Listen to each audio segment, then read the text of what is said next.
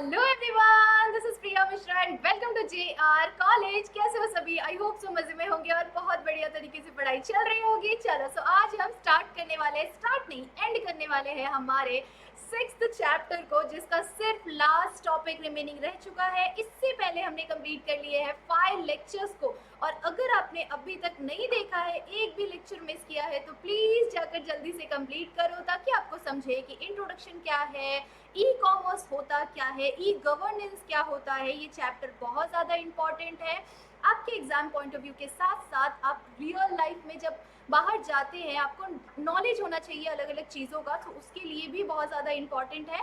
सो ज़रूर से देखो, समझो, और कुछ भी डाउट हो तो ज़रूर से कमेंट सेक्शन में बता सकते हैं, मैसेज भी कर सकते हैं इंस्टा पे, ठीक है। चलो सो स्टार्ट करेंगे हमारा लेक्चर नंबर 6।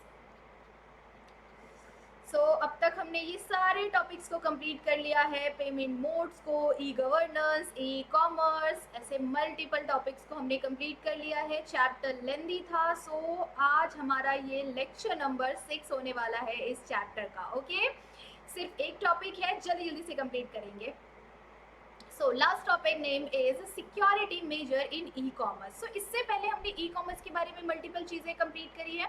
ई कॉमर्स होता क्या है, एक क्विक रिवीजन कर लेंगे। इलेक्ट्रॉनिक कॉमर्स, ठीक है। E commerce means electronic commerce. Okay, electronic commerce मतलब क्या हो जाता है?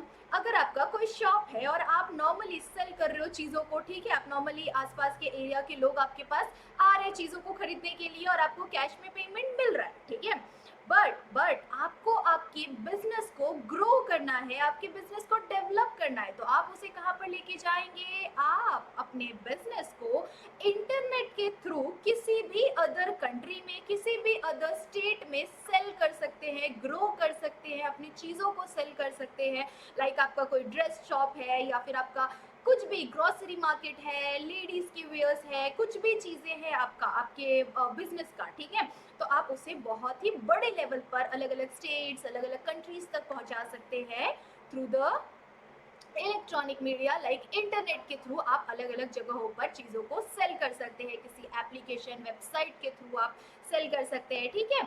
ये एक वे होता है अपने बिजनेस को डेवलप करने का, और इसे ही हम लोग क्या कहते हैं? ई कॉमर्स कहते हैं, ठीक है।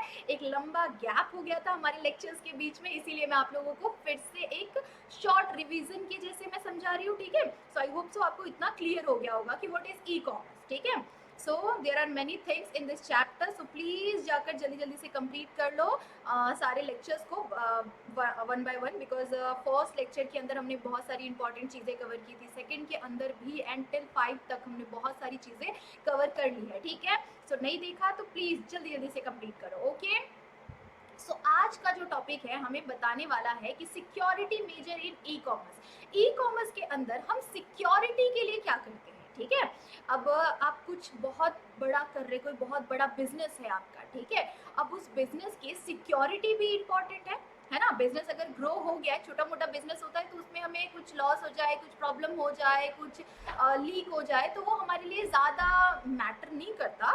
मतलब हम चलो फिर से ग्रो कर सकते हैं, ठीक है, क्योंकि बहुत ज़्यादा डेवलप नहीं था। बट अगर आपका बहुत डेवलप है बिजनेस, लाइक अमेजोन है, ठीक है, अमेजोन पर मल्टीपल सेलर्स है, अमेजोन एप्लीकेशन कितना मतलब बड़ा है ना। उसी तरह से फ्लिपकार्ट हो गया, मिंत्रा, स्विगी, ऐसे मल्टीपल है ना।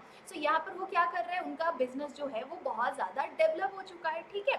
अब उन्हें क्या करना पड़ेगा? सिक्योरिटी का ध्यान रखना पड़ेगा, ठीक है। सिक्योरिटी बहुत ज़्यादा इंपॉर्टेंट है। अगर हमारे पास कुछ भी लीगल डॉक्यूमेंट्स है, तो वो सारी चीज़ों की सिक्योरिटी बहुत ज़्यादा मैटर करती है हमारे लिए, ठीक है। अब हम क्या करते हैं, ई कॉमर्स के अंदर सिक्योरिटी के लिए हम क्या क्या चीज़ें करते हैं वो यहाँ पर बताया हुआ है आपको, और मल्टीपल चीज़ें बताई हुई है। देखते हैं। सबसे पहले इंस्क्रिप्शन, ठीक है। First is encryption, second is digital signature, and third is digital certificates, ठीक है। फर्स्ट इंस्क्रिप्शन का मतलब क्या होता है?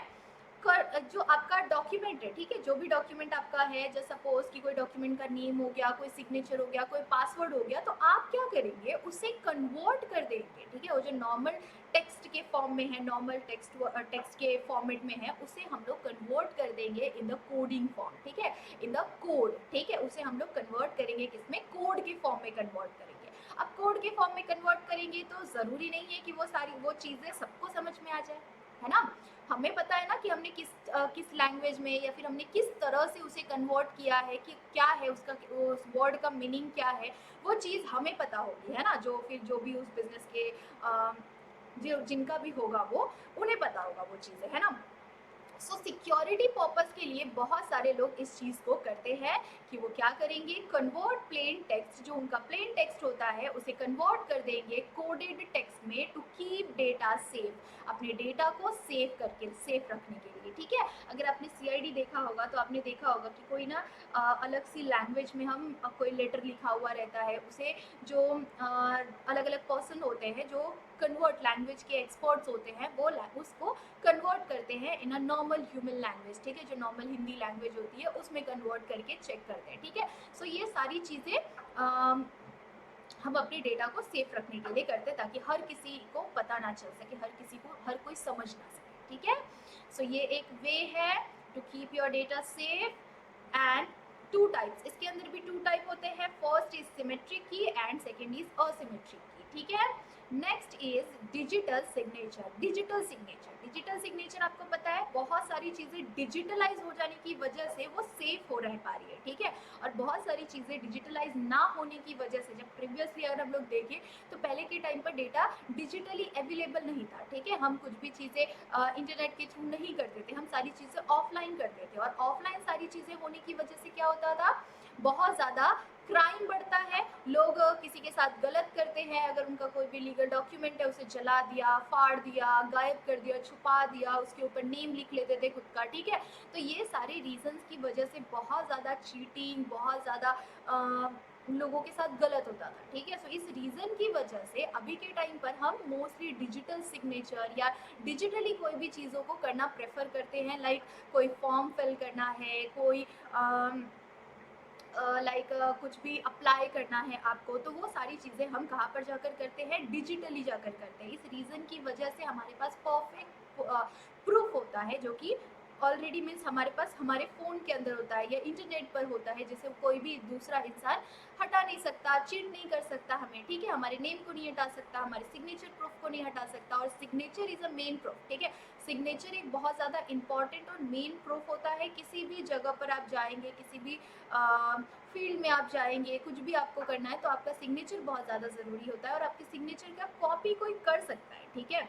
सो इस रीज़न की वजह से डिजिटली सिग्नेचर को सेव करके रखा जा सकता है, कि अगर कुछ भी आपने electronic signature proving document is original, जो इलेक्ट्रॉनिक सिग्नेचर्स होते हैं वो प्रूव करता है कि डिजिटल, जो भी डिजिटली डॉक्यूमेंट आपके पास है वो डॉक्यूमेंट ओरिजिनल है, ठीक है, एंड नॉट चेंज, और वो चेंज नहीं हुआ है, ठीक है। सो इसीलिए डिजिटल सिग्नेचर बहुत ज़्यादा अच्छा है, बहुत ज़्यादा इंपॉर्टेंट है। अभी के टाइम पर हम मोस्टली ये चीज़ों को प्रेफर करते हैं, ठीक है, डिजिटल सिग्नेचर्स को on any digital form, like कुछ भी आपके साथ फ्रॉड हुआ है तो वो सारी जगहों पर भी आप उस तरह के सिग्नेचर करेंगे तो वो आपको पता चलता है लोगों को कि हाँ ये रियल सिग्नेचर है, और ये हम डुप्लीकेट नहीं कर सकते, लाइक से चेंज नहीं कर सकते, ठीक है। आई होप सो आपको समझ में आ गया होगा।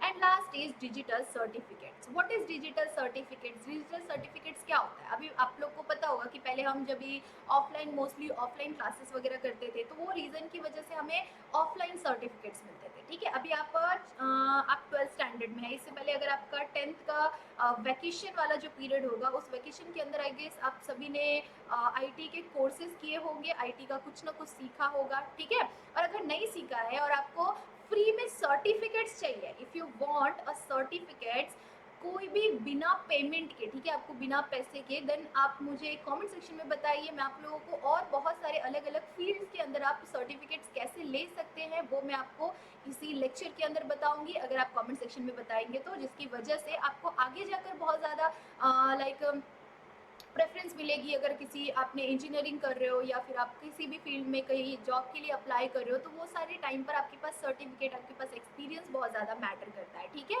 सो अगर आपको चाहिए तो आप ज़रूर से कमेंट सेक्शन में बताओ, तो मैं आपको बताऊंगी कि आप कहाँ से, किस तरह से, क्या कोर्सेज करके फ्री में सर्टिफिकेट्स ले सकते हो, जहाँ पर आपको कुछ पे भी नहीं करना पड़ेगा, ठीक है। और अगर पे करना भी है तो बहुत मिनिमम अमाउंट लाइक 100-200 में आप बहुत अच्छा सर्टिफिकेट गेन कर सकते हो, ठीक है।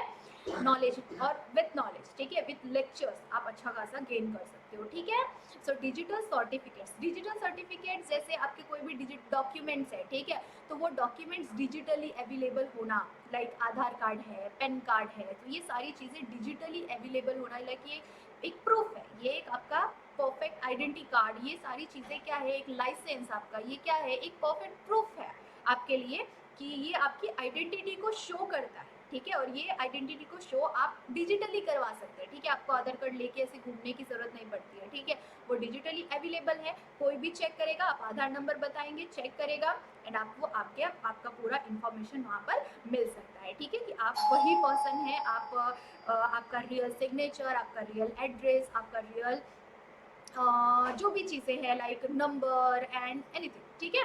सो ये सारी चीज़ें आपके पास आ सकता है, ठीक है। Issued by a trusted authority, आप ट्रस्टेड अथॉरिटी से वो सर्टिफिकेट को गेन कर रहे हो, वो चीज़ें भी पता चलती है, ठीक है। आई होप सो आपको समझ में आ गया होगा। सो आज हमारा ये चैप्टर एंड करेंगे, इसी के साथ आपका चैप्टर नंबर 6 कंप्लीट हुआ। अब हमारे पास सिर्फ एक चैप्टर रिमेनिंग है, हमारा चैप्टर नंबर 5, जिसके अंदर हमें पीएचपी सीखना है। सो नेक्स्ट लेक्चर से हम पीएचपी स्टार्ट करेंगे और आई होप सो आपको सारे टॉपिक्स बढ़िया तरीके से क्लियर होगा। और कुछ भी डाउट है, कुछ भी प्रॉब्लम है तो प्लीज़ कमेंट सेक्शन में बता दो, मैं ज़रूर से लेक्चर लेके आऊँगी। ओके चलिए, सो तब तक के लिए बाय बाय। और जाने से पहले वीडियो को लाइक ज़रूर से कर देना, अगर चैनल पर नहीं हो तो सब्सक्राइब करना बिल्कुल भी नहीं भूलना, और सारे अपने 12th स्टैंडर्ड के दोस्तों को लेक्चर ज़रूर से शेयर कर देना। ओके चलो, सो तब तक के लिए बाय बाय, मिलते हैं इन नेक्स्ट लेक्चर।